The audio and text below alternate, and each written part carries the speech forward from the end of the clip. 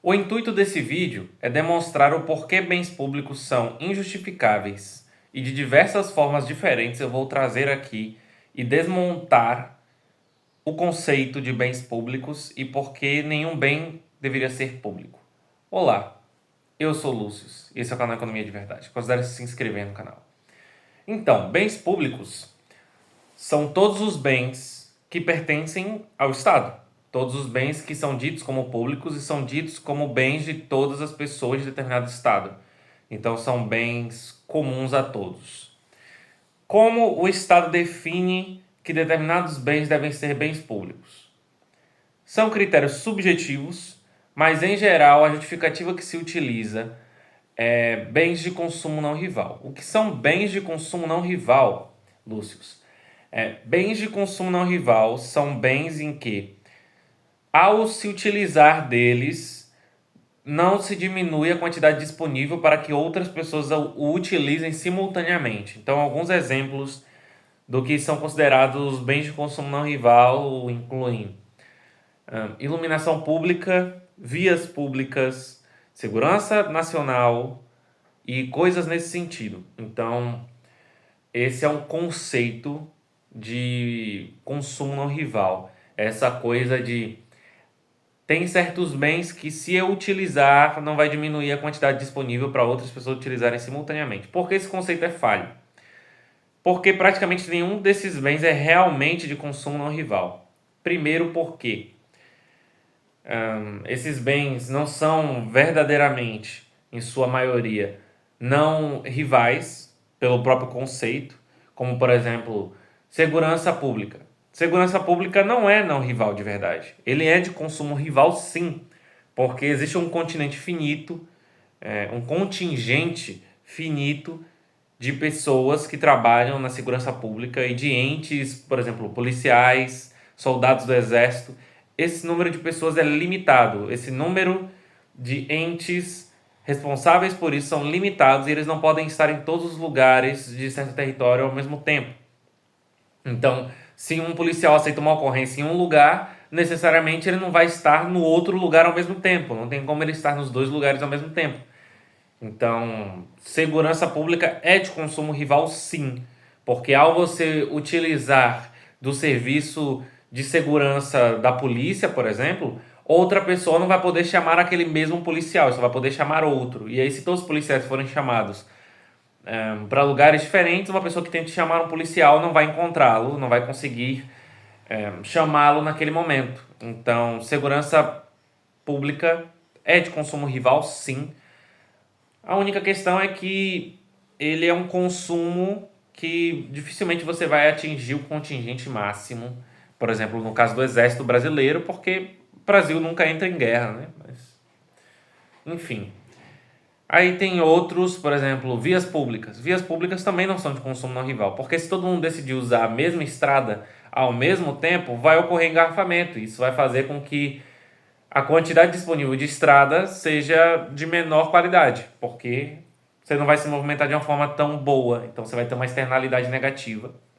E isso vai fazer com que as pessoas não possam todas utilizarem a estrada ao mesmo tempo.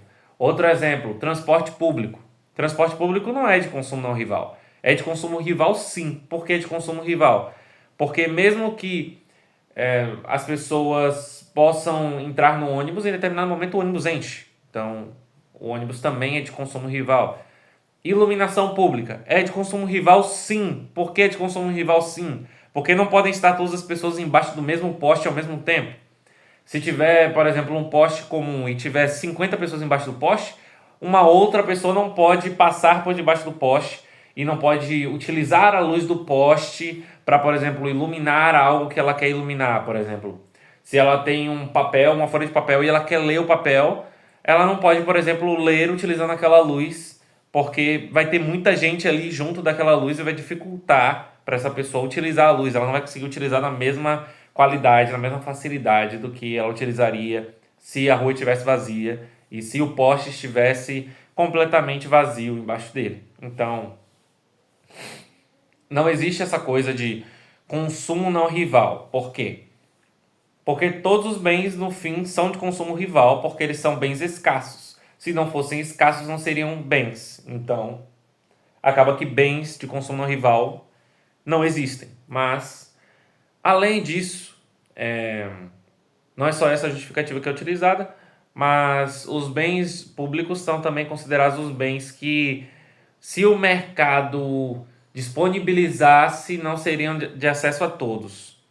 Então, essa justificativa é ainda pior do que a anterior, porque a anterior ela ainda tem, tem um tipo de sofisticação no conceito de consumo não rival que faz com que ela pareça fazer sentido. Essa nem de longe parece fazer sentido.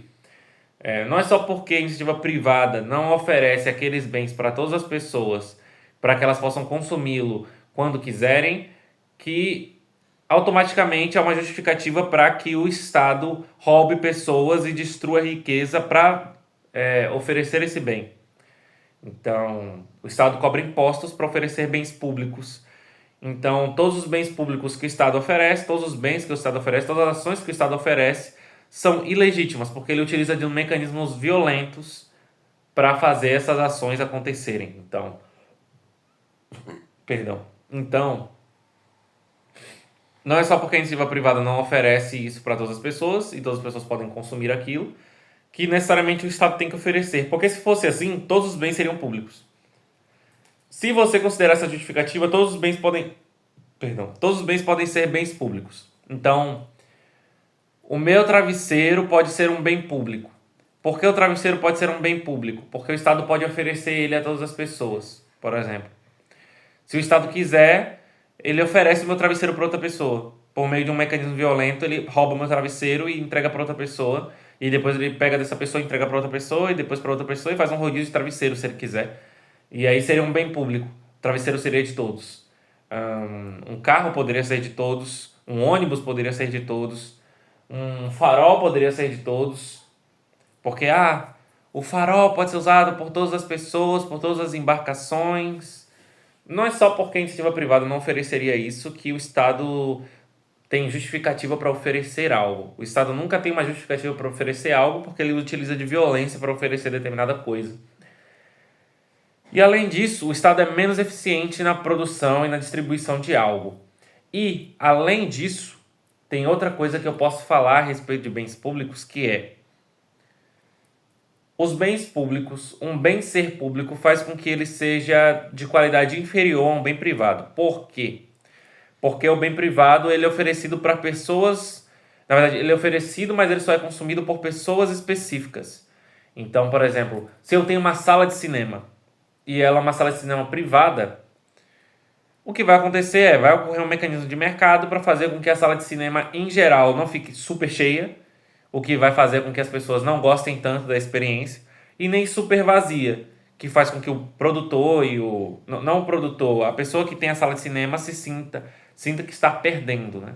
Então, vai ocorrer sempre um mecanismo para tentar equilibrar isso por meio dos preços. Então, se as pessoas querem muito assistir o filme, se as pessoas querem muito cinema, a tendência é que o preço da entrada aumente, e isso vai fazer com que menos pessoas consumam. E vai fazer com que as salas não fiquem super cheias e lotadas. Mas se, por exemplo, as pessoas não quiserem mais assistir os filmes, o que vai acontecer é que o preço vai diminuir para chamar a atenção e fazer com que outras pessoas queiram consumir e possam consumir aquele bem. E aí essas pessoas vão entrar nessa sala de cinema e agora elas vão poder usufruir também desse bem. E aí vai ter mais ou menos uma lotação parecida. Então, sem um mecanismo de mercado, se você tem a estrutura de bens públicos, por exemplo, uma sala de cinema público, todas as pessoas poderiam entrar na sala de cinema. Então, as pessoas iam entrando e encher a sala de cinema. E isso faz com que as pessoas que estão lá vão julgar que aquilo é menos interessante do que se fosse uma sala de uma lotação adequada. Então, por exemplo, se tem tantas pessoas na sala de cinema que as pessoas estão começando a ficar em pé, é um problema e as pessoas que estão lá não vão mais querer tanto estar lá. Elas vão considerar a sala de cinema pública pior do que a privada. Porque na privada elas têm o conforto de sentar-se e têm o conforto de ter uma sala mais ou menos equilibrada, não muito cheia e também não muito vazia. Porque um dos conceitos que faz o consumidor ter preferência por algo é exclusividade. Se você oferece um serviço e esse serviço tem uma quantidade de pessoas legal usufruindo dele, as pessoas vão achar legal. Mas se tem muita gente usando dele, ou se qualquer pessoa pode entrar sem pagar, as pessoas não vão querer pagar por aquele bem. Então, elas vão julgar que aquele bem não vale tanto, já que tem pessoas que conseguem entrar de graça. É a mesma coisa de quando você paga, por exemplo, uma passagem no ônibus, e aí vem uma pessoa pela porta do fundo e entra no ônibus. Muitas pessoas se incomodam com isso. Por quê? Porque elas pagaram para estar ali e outra pessoa não pagou para estar ali. E ela conseguiu aquilo de uma maneira que as outras pessoas não vão considerar justa. E se elas não consideram justa, elas não gostam mais tanto daquilo.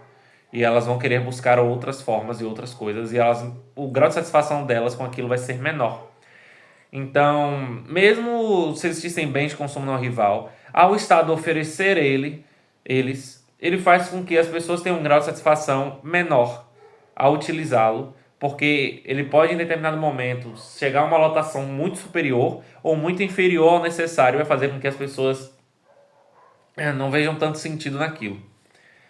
E além disso, para manter bens públicos se gasta dinheiro. Então, uma iniciativa privada, ao criar e ao fazer a manutenção desses bens, utilizaria deles de forma mais eficiente. Então, por exemplo, iluminação pública. Digamos que eu tenho uma cidade privada e a cidade privada tem um tipo de iluminação que é oferecido pelo dono da cidade. E aí ele percebe que em determinado lugar bate 2 da manhã e não tem mais ninguém na rua. Ele vai desligar os postes de luz, ele vai economizar energia, ele vai ser mais eficiente tanto na produção de energia quanto na distribuição de energia, e ele vai saber, aqui tem mais pessoas, então aqui tem que ter uma iluminação melhor, que vai durar mais tempo, que vai ficar ativa durante o dia inteiro. Aqui tem menos pessoas, ou aqui é um local que as pessoas estão querendo sair, que as pessoas não estão gostando. Eu posso ver de melhorar a iluminação para ver se as pessoas voltam, ou se eu acho que aquele local já não vale mais a pena, eu posso cortar a iluminação e as pessoas vão para outros lugares. E aí, se as pessoas não querem que isso possa acontecer, elas podem assinar contratos em que elas dizem o dono da cidade não pode cortar a iluminação pública antes de a iluminação dele, a iluminação das ruas, porque não é pública de verdade, né? Porque o dono da cidade privada é privado, mas enfim. Não pode cortar a iluminação das ruas até tal horário.